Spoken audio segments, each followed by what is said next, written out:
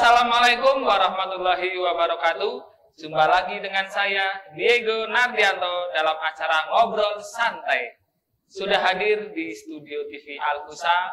Bintang tamu kali ini ada Ustadz Eko Prasetyo, Kepala Madrasah Sanawiyah, dan sang istri, ya, Ustadzah Ailisa Sobara.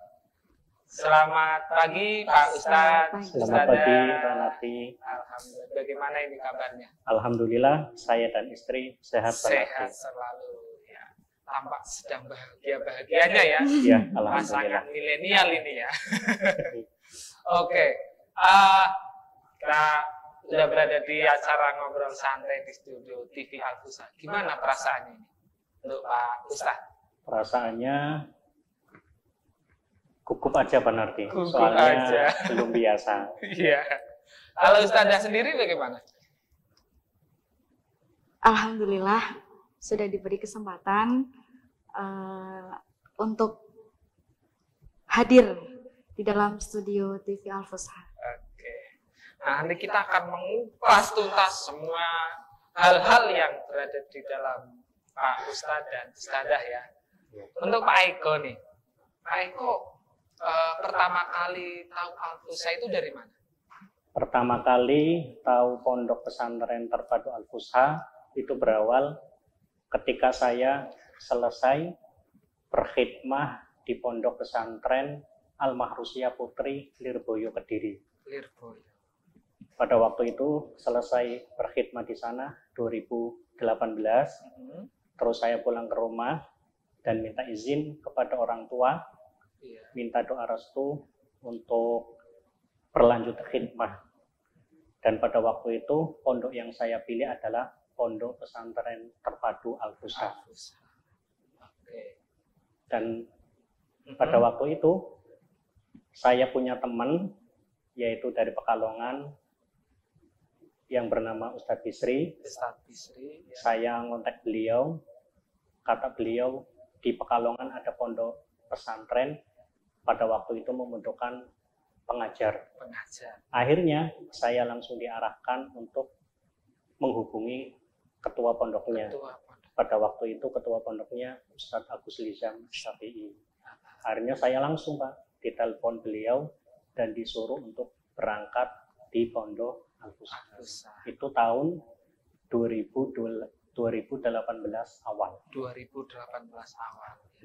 Nah, sebelum Pak Ustadz ke Al-Fusa itu kan di Lirboyo, itu ngantri itu udah berapa lama ini? Jadi saya mulai mondok itu lulusan MTS.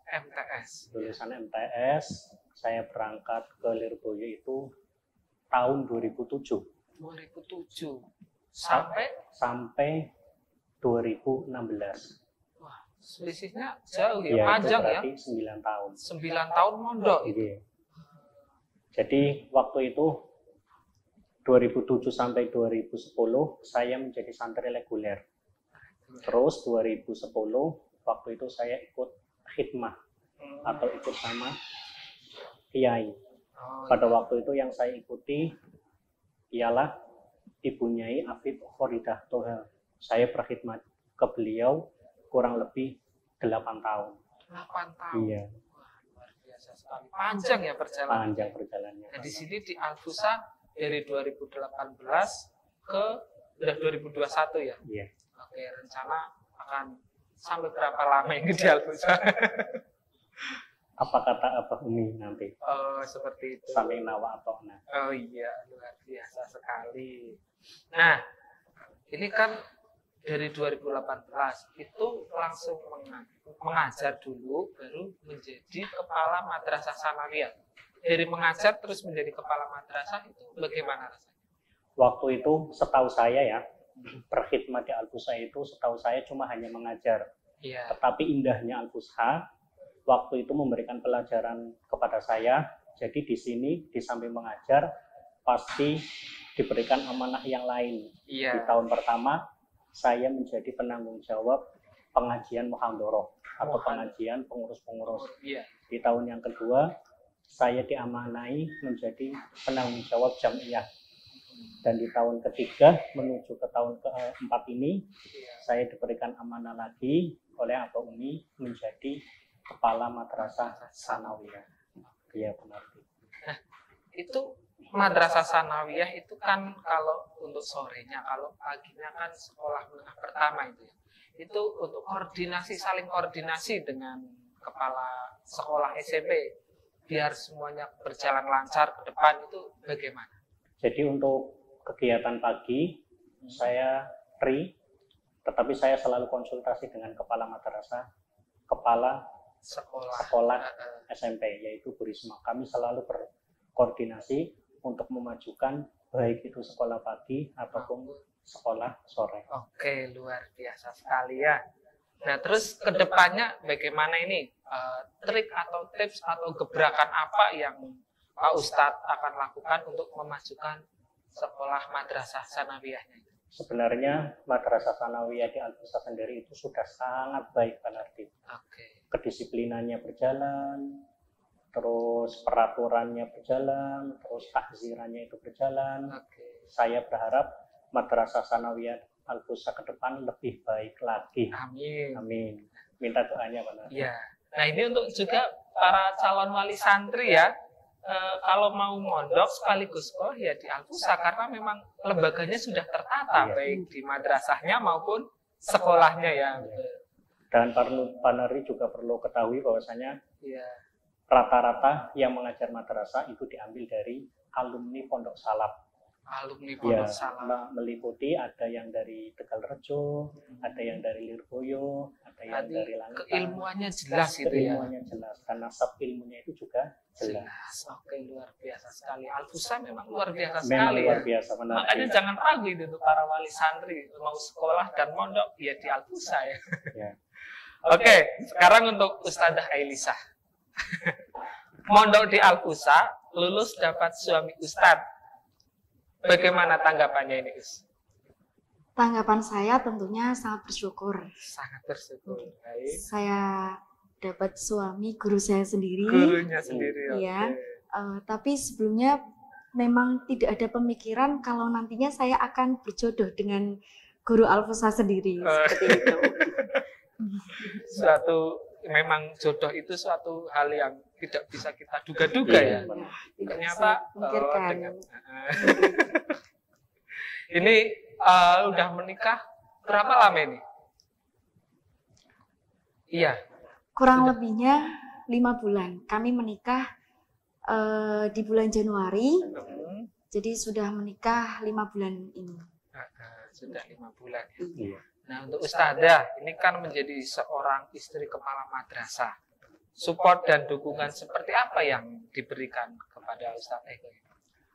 Tentunya setiap beliau persiapan untuk berangkat madrasah, untuk tugas madrasah, tentunya selalu memberikan semangat setiap hari dan selalu menanyakan bagaimana jalannya kegiatan-kegiatan yang ada di madrasah, apakah ada problem atau apa, mana yang sekiranya perlu dimusyawarahkan, mana yang sekiranya perlu dipecahkan bersama, seperti itu. Jadi bentuk kecil apa contoh itu ketika memberikan support itu?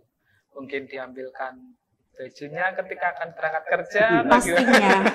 Pastinya setiap hari. Itu pasti ya. Suami istri yang baik pasti akan meladeni suaminya.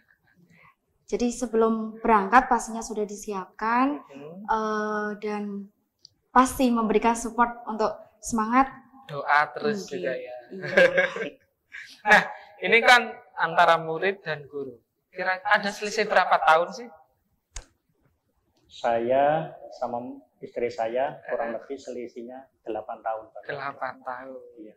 Jadi istri saya itu asli alumni Pondok Pesantren Terpadu Al-Fusha angkatan pertama yaitu tahun 2017. Oke.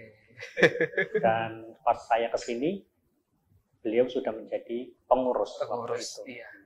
Nah, ini nanti kita asik ini nanti kita kupas ya. Kenapa sih kok bisa jadi terjadi? Nah, itu ya. Nah, mungkin penonton juga sudah penasaran ini ya. Oke. Nah, kira-kira dari usia pernikahan berapa? 5 bulan tadi ya? Sudah berisikah atau masih proses ini?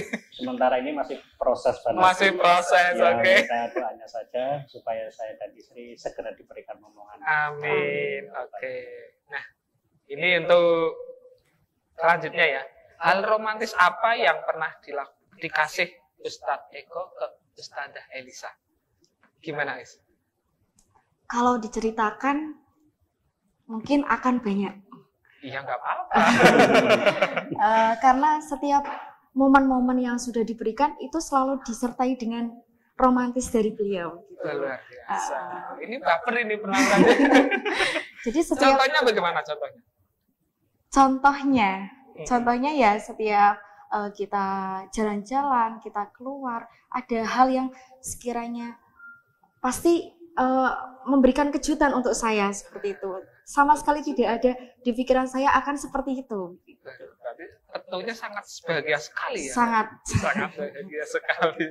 Kalau untuk Ustadz Eko sendiri? Sama ya, mungkin tidak jauh beda ya sama apa yang disampaikan oleh istri saya. Beliau selalu, setiap hari itu selalu romantis fanatik. Mulai dari menyiapkan makan, menyiapkan pakaian, terutama yang paling romantis sekali ketika sedang perjalanan jauh. Beliau selalu mengingatkan, jalannya jangan cepat-cepat, santai saja. Itu yang membuat saya merasa romantis sekali dengan beliau. Ini Ustadzahnya tertawa-tertawa ini bener dah ini. Bener ya? Oke, bener. Semoga bener ya. Oke, memang ya kalau usia masih muda gitu ya, masih romantisnya ya. Nah, usia yang muda ini bagaimana sih cara mengatur keuangan rumah tangga? Bukan sementara ya. Saya harapannya untuk saat ini saya dan istri selalu terbuka. Misal saya megang uang, saya juga terbuka sama istri saya. Kalau istri saya megang uang, beliau pun juga terbuka sama saya. Saya mau membeli sesuatu apapun, pasti saya izin. Pengetahuan Istri mau membeli apapun juga izin sama saya. Intinya pasangan suami istri itu harus terbuka, saling terbuka, supaya tidak terjadi salah paham. Nah, ini untuk tips untuk suami istri yang di rumah ya, harus saling terbuka biar semuanya berjalan dengan lancar, gitu ya, biar tidak ada salah paham. Oke, luar biasa sekali. Nah, ini perbedaan yang paling signifikan antara mondok sendiri sama mondok dengan tambatan hati. Dulu kan Pak Ustadz Eko ketika sendiri rasanya bagaimana? Sekarang sudah ditemani istri tercinta, gimana rasanya? Yang jelas beda sekali ya Pak Nardi ya. Ya. Kalau waktu sendiri kan mau ngapain serba sendiri. Tapi kalau sudah punya istri, apa-apa serba dilayani. Mulai dari membersihkan kamar, melayani buat makan, mencucikan baju. Pokoknya beda antara waktu sendiri dan waktu punya istri. Jelas beda sekali. Kalau untuk Ustadzah, bagaimana tanggapannya? Tentunya sangat berbeda. Pastinya ketika khidmah khidmah bersama suami pastinya lebih nyaman, lebih tenang. Ada yang melindungi gitu. Iya. Oke. Nah, ini ke pertanyaan selanjutnya ini. Hal yang disukai Ustadzah Elisa dari Ustadz Eko sehingga mantap untuk menikah dengan beliau. Yang kenal sebelumnya, jadi sebelum saya menikah, beliau itu, saya memandang beliau adalah sosok guru yang sangat sabar, sangat disiplin, kemudian seketika menjadi suami saya pun sesuai dengan pandangan saya sebelumnya. Beliau justru sangat rajin, kemudian tetap disiplin seperti sebelumnya, sangat sabar dengan saya, seperti itu, dan sangat perhatian kepada saya. Oke, ya pas sekali dengan temanya romansa di Al-Fatihah. Acara ini penuh dengan keromantisan ini. Oke. Nah, terus untuk Ustadz Eko kan sebelumnya gurunya ya, itu ngerasa canggung tidak Ustazah, Iya. merasa canggung tidak? Pasti. Pasti. Sebelumnya kan karena dari awal sih masih canggung, tapi karena sudah terbiasa bahwasanya beliau memang sudah tanggung jawab saya juga, saya harus bertanggung jawab untuk melayani beliau, harus menemani beliau sepenuhnya. Jadi saya mau nggak mau jangan canggung. Oke, nanti kelamaan Akan terbiasa. Oke. Ini untuk Ustadz Eko, masakan istri enak enggak ini, Pak? Yo jelas Pak Nardi. Jelas. Masakan istri saya sangat enak. Sangat enak. Karena apa? Karena beliau punya hobi masak. Apalagi kalau makannya itu sepiring berdua. Itu luar biasa. Jadi tadi romantis banget ya. Oke, kalau sepiring berdua berarti memang romantis sekali ya. Iya, karena istri saya itu tidak mau makan sebelum suaminya makan. Itu adalah gitu ya. Iya. Oke, biasa. Ini dari tadi seadanya ketawa-ketawa terus ini. Oke, kita lanjut nih. Ini pertanyaannya bisa dijawabnya bisa berebut gitu ya. Betul. Oke. Nih, siapa yang jatuh cinta duluan? Saya. Oke. Pertama kali memandang Ustazah Ailisa itu bagaimana kok tiba-tiba langsung jatuh cinta gitu? Prosesnya gitu. Prosesnya itu dulu beliau juga ikut ngaji di pengajian Mohandoro itu, dan pada waktu itu saya juga cukup usia Pak Nardi. Iya. Waktu itu saya juga nggak tahu jodohnya itu gimana, saya juga nggak tahu. Iya. Tapi saya dipertemukan di sini dan ternyata wanita yang saya cari selama ini sesuai dengan kriteria saya, yaitu beliau, yaitu Ustazah Ailisa. Iya.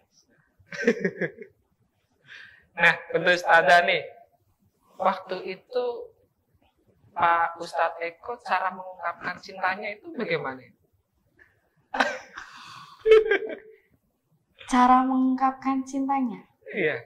Pastinya kita tahu seseorang mencintai kita itu kan awalnya dari perlakuan dan tingkah lakunya, dari perhatiannya, dari penyampaiannya itu memang sangat berbeda. Ketika menyampaikan dengan saya itu sangat berbeda dengan menyampaikan yang lainnya seperti itu. Jadi saya bisa ketebak berarti ya? Iya, jadi saya memandang itu dari sifat sikap beliau kepada saya seperti itu. Ya. Malu-malu enggak dulu waktu? Pasti malu-malu. Malu-malu. Awalnya malu-malu, tapi akhirnya mau juga. Akhirnya mau juga. Oke. Nih selanjutnya, di antara berdua yang paling romantis siapa? Dia. Dia paling romantis benar. Iya, saya saja pun kalah. Dia itu pandai merayu. Pandai merayu. Pandai merayu. Contohnya merayu dalam hal apa ini? Merayu dalam hal karakter saya, kegantengan saya, luar biasa. atau sifat-sifat saya. Sering malah sering setiap hari. Jadi setiap hari itu selalu ada hiburan. Ketika saya sedang sedih, beliau selalu menghibur. Betul sekali itu. Keharmonisan gitu ya. Oke, selanjutnya. Kalau yang paling manja siapa? Dia. Iya. Kita ke Ustadz Eko dulu nih. Bagaimana nih manjanya Ustazah Ailisa? Dia itu bisa dikatakan manja ketika belum siap saya tinggal. Kan posisi kita kadang di kamar, juga kadang ke pondok.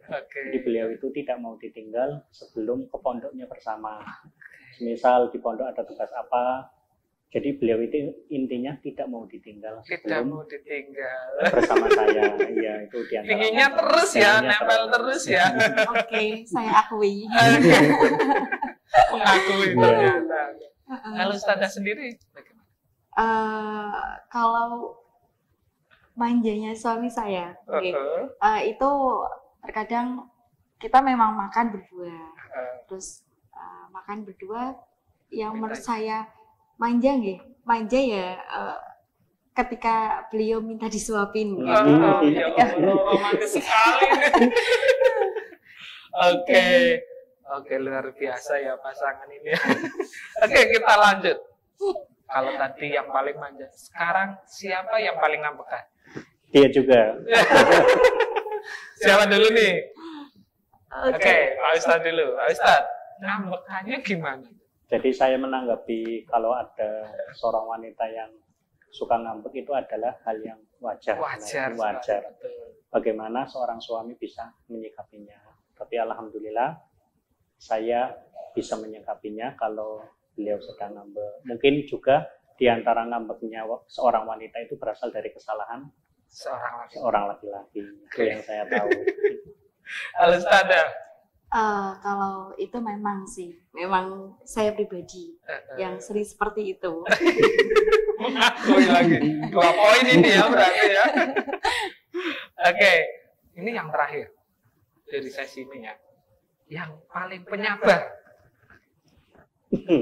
Suami saya, beliau. Iya, gimana? Beliau yang namanya perempuan ya Pak ya. Kadang kan ya itu keluar manjanya, kemudian keluar ngambeknya. Tapi beliau tetap sabar menyikapi saya itu dengan lembut, ya, dengan kedewasaan, dengan perkataan yang lembut seperti itu. Jadi yang tadinya saya itu akan ngambek, akan jengkel, akhirnya dengan sendirinya hati saya akan luluh gitu, akan lunak begitu saja. Ya. Habis ini langsung ditraktir makan ini. Oke, terima kasih. Nah ini kita ke sesi terakhir. Suka duka sebagai suami istri di Al-Fusa. Siapa ini yang mau jawab? Suka dukanya. Selama ini, alhamdulillah saya menjalani dengan istri saya lebih banyak sukanya Pak Nardi. Alhamdulillah. Semoga kebahagiaan saya dan istri bisa berlanjut selamanya. Untuk masalah duka mungkin nggak ada ya. Mungkin ketika saya sedih, ketika istri saya itu sakit. Kalau sakit itu memang pancen bingung Pak Nardi. Iya. Sakit minta ini dan itu pun menurut saya bukan duka. Sebagai kewajiban seorang suami juga pun harus melayani ketika istri sedang sakit. Dan pada waktu itu pernah Pak Nardi, istri saya sakit. Waktu itu saya bertahan untuk di pondok dulu aja, berobat di pondok. Tapi pada waktu itu sudah berobat berkali-kali, ternyata belum sembuh juga. Akhirnya saya memutuskan untuk meminta izin kepada Abah Umi supaya istri sementara istirahat dulu di rumah. Akhirnya saya izin sama Abah Umi, diizinin. Akhirnya istri saya di rumah dan saya tetap di pondok. Nah, setelah itu kan otomatis nggak ada pertemuan ya Pak Nardi ya. Nah, selama itulah sesuatu yang menyiksa saya dan istri saya. Iya, luar biasa. Kehilangan salah satunya gitu ya. Sendiri. Biasanya bareng, biasanya berdua. Akhirnya waktu itu istri saya sudah sembuh. Nah, ketika saya pulang menjemput istri, itu pun izin sama Abah Umi juga, ketemu di rumah. Itu Masya Allah, kangennya luar biasa. Luar biasa sekali nih. Kenapa jangan baper ini? Oke, luar biasa. Kalau Ustazah Elisa, ada tanggapan? Kalau saya pasti selama berumah tangga, alhamdulillah selalu merasakan suka. Iya. Yang diharapkan kita semua ya? Iya. Kita jalani bersama, kita lewati ketika ada problem atau apa, pasti kita pecahkan bersama. Seperti itu. Oke, luar biasa. Nah ini, menurut Ustadz dan Ustadzah, apa artinya sebuah pernikahan? Siapa yang mau jawab? Makna dari pernikahan yang sesungguhnya, bagaimana seorang istri dan suami, seorang suami harus saling mengerti, harus saling percaya, kemudian pastinya saling mencintai dan menyayangi. Seperti itu. Untuk Ustadz Eka? Dicukupkan istri saja. Dicukupkan. Sudah mewakili Sudah keduanya mewakili ya. dari Oke. keduanya. Nah, ini kan tadi seputar kehidupan Ustadzah Elisa dan Ustadz Eko. Kita kembali lagi ke pondok. Gitu. Harapan untuk Al-Fusa ke depan bagaimana? Harapan saya untuk pondok pesantren terpadu Al-Fusha semoga semakin jaya, Amin. santrinya tambah lebih berkreatif, Amin. dan akan menjadi generasi yang akan mendatang. Insya Allah Al-Fusha akan menjadi pusat perhatian dari kalangan masyarakat umumnya. Dari istri, Harapan saya tentunya semoga Al-Fusha akan semakin selalu di depan, seperti itu, dan menjadi seperti yang tadi suami saya sampaikan, sebagai pusat perhatiannya orang menuntut ilmu dari berbagai penjuru ilmu, seperti itu. Luar biasa. Amin ya. amin. Amin. Ini terakhir, sepatah kata untuk orang tua di rumah. Kepada orang tua kami, terima kasih. Alhamdulillah, beliau sudah mengizinkan kami, sudah memberikan restu dan menyupport selalu atas apa yang sudah kami pilih, seperti itu. Alhamdulillah, beliau selalu memberikan hal-hal positif untuk menyemangati kami, untuk selalu berhikmah dengan Al-Fusha, seperti itu. Ada tambahan? Yang jelas untuk kedua orang tua kami, doakan kami selalu agar menjadi keluarga yang sakinah, mawaddah, warohmah, dan semangat untuk berkhidmah, membantu pondok, karena berkat doa Allah kami berdua bisa akan sukses. Amin. Nah, sekarang untuk Abah dan Umi, siapa yang Mungkin kami mengucapkan banyak terima kasih karena dengan beliau-beliau kami sudah diberikan fasilitas yang memuaskan sehingga kami merasa nyaman berkhidmah di pondok pesantren terpadu Al-Fusha. Minta doanya semoga saya dan istri diakui santrinya Abah dan Umi. Amin ya Rabbal Amin. Semoga saya juga demikian ya. ya. Oke, kalau Ustadzah Elisa sendiri. Tentunya rasa tentunya dengan perkataan mungkin tidak bisa diungkapkan ya Pak ya. Saking dalamnya. Iya, saking dalamnya. Rasa terima kasih sekali dari kami untuk beliau, Abah dan Umi. Beliau adalah sosok guru yang sangat menyayangi santri-santrinya, termasuk penghikmah-penghikmahnya. Bahkan yang paling terharu ya Pak ya, paling terharu ketika beliau dawuh untuk ketika beliau menyampaikan kepada saya untuk resepsi lagi setelah pernikahan di rumah. Itu yang membuat saya sangat terharu, sangat berterima kasih sekali kepada Abah dan Umi. Selalu difasilitasi gitu iya, ya. Alhamdulillah. Oke.